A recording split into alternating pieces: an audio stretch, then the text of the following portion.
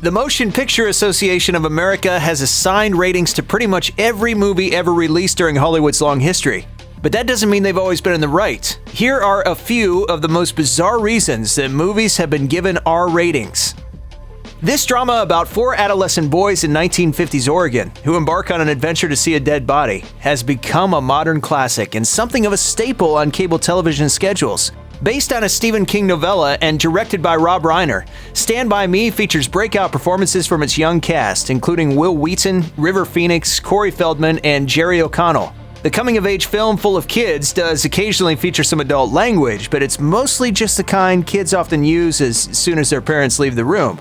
This handful of F-words, however, still earned the otherwise youth-friendly movie an R rating from the MPAA, as the organization strictly adhered to their codes rather than actually analyzing the overall content of the film. Columbia Pictures tried to get the screenwriters to eliminate some of the language to obtain a PG rating, but they balked at this suggestion.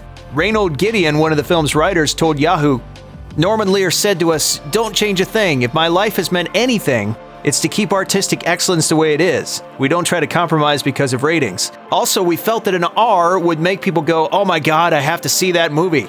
And people did see it. Despite the R rating, Stand By Me managed a respectable $52 million at the box office.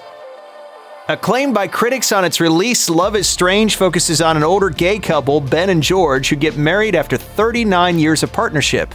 When George is fired from his Catholic school teaching job after the archdiocese learns of the same-sex wedding, however, the couple faces a myriad of both financial and emotional hardships. This mild but affecting drama earned 4 Independent Spirit Award nominations, as well as a highly controversial R rating for language. While Love is Strange does have some cursing, it's hard to figure out why a film labeled as delicate in its reviews would receive the same rating as 2 ultra-violent movies that opened the same weekend, Sin City: A Dame to Kill For and Jersey Shore Massacre. Many critics accuse the MPAA of hypocrisy and homophobia. Michael Phillips wrote in the Chicago Tribune, "No matter how discreet and clothed its depictions, Love is Strange is apparently just too gay for a PG-13. There isn't another way to read the MPAA's actions."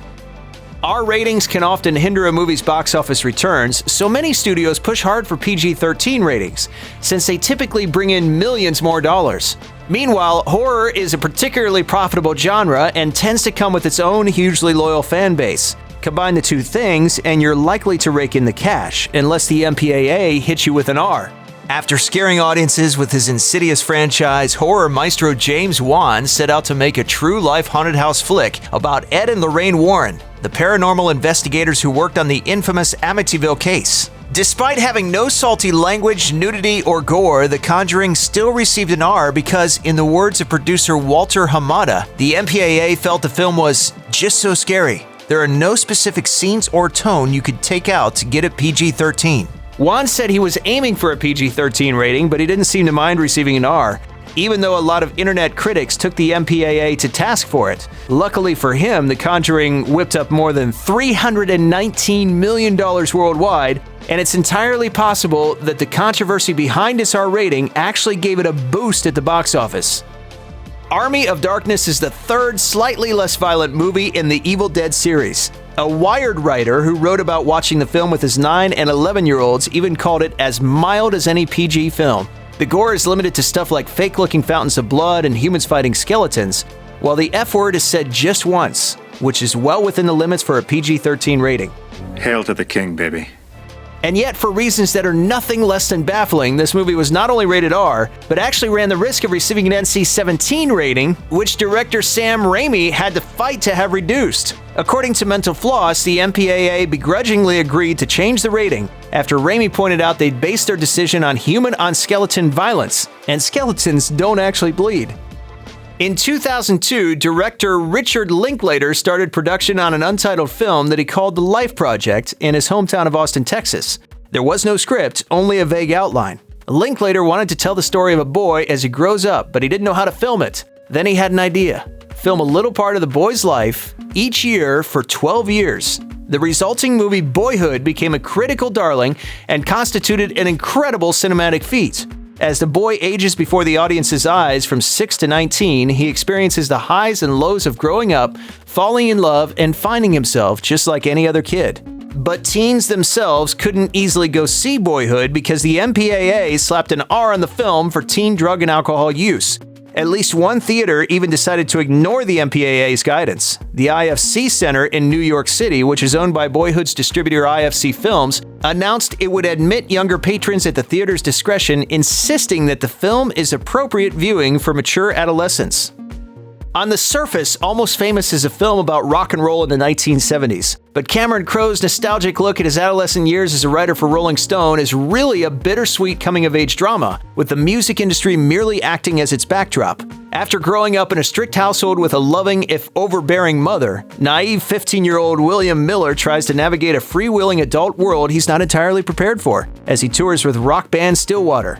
There's obviously plenty of sex, drugs, and all kinds of profanity present throughout the film, which is why it earned an R rating, despite its fairly tame depiction of those things. This particular R rating brought Roger Ebert to pen an infamously scathing critique of the MPAA and its moral inconsistencies. Ebert argued the film shouldn't be rated R because the film applies values to its contents. William himself never drinks or does drugs, doesn't use the same bad language as his hero and mentor Lester Bangs, and his so-called deflowering happens off-screen. You're too sweet for rock and roll. As Ebert asked in his review of the film, why did they give an R rating to a movie perfect for teenagers? Colin Firth won an Oscar for his performance in The King's Speech as King George VI, the stammering monarch who forges a special friendship with Lionel Logue, an Australian-born speech therapist. When his brother Edward abdicates the throne in order to marry divorcee Wallis Simpson, George is forced to take his place as king, putting even greater pressure on him to overcome his fears about public speaking. George and Lionel try various methods and exercises to eliminate the stammer to no avail until they discover one technique that provides a breakthrough. In one very funny scene, Lionel has George yell the F word repeatedly in order to overcome his mental blocks, which was enough to earn the otherwise tame and incredibly inspiring film an R rating, annoying director Tom Hooper in the process. In an interview with the LA Times, he asked, "How many films can claim to use swearing for its therapeutic effect?" Once the film won Best Picture at the Oscars, the Weinstein Company decided to release a PG-13 version with the curses muted to make it more family-friendly, which led to a new round of questions about the MPAA's rating system. After all, when you've begun to censor even King's speeches, it might be time to consider abdicating your moral throne.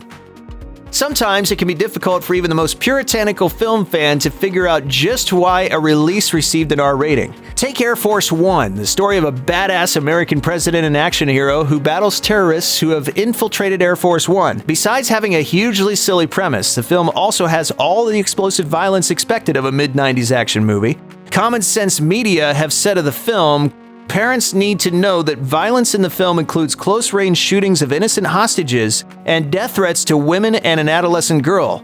But even that organization, which makes a point of highlighting adult themes in films, struggled to understand why Air Force One was rated R. In their review, they wrote, "There's also scattered profanity, but in general, the R rating is pretty surprising. Seems the MPAA has slapped PG-13s on nastier films than this."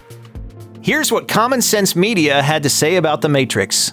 An exciting, sometimes confusing sci-fi adventure with a brooding Keanu Reeves and a mysterious Lawrence Fishburne at its center.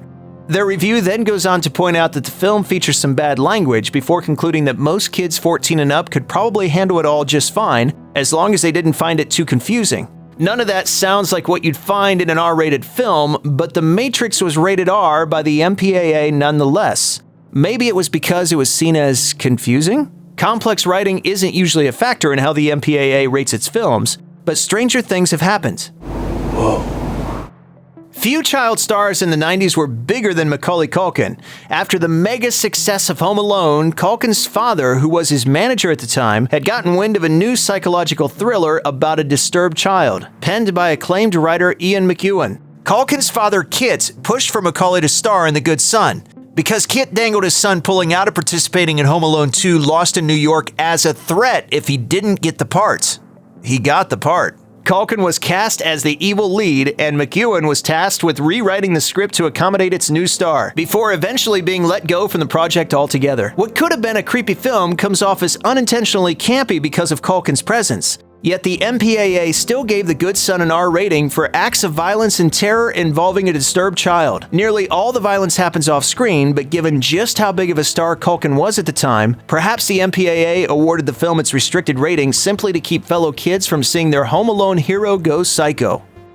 Of all the bizarre reasons movies have been given R ratings, this one is probably the weirdest. Snakes on a Plane was rated R not because the MPAA had some strange reason they pulled out of nowhere at the last second, but because the filmmakers actually wanted an R rating. In fact, they wanted that R rating so badly they went back after the film had wrapped and shot some extra scenes to make the movie more violent. But why? According to the LA Times, the whole point of the movie was the ridiculous B-movie premise, and fans of B-movies don't want to see films that have been watered down for the kids. In fact, fans were so vocal about what they wanted in Snakes on a Plane that Samuel L. Jackson even said they were a part of the collaborative process.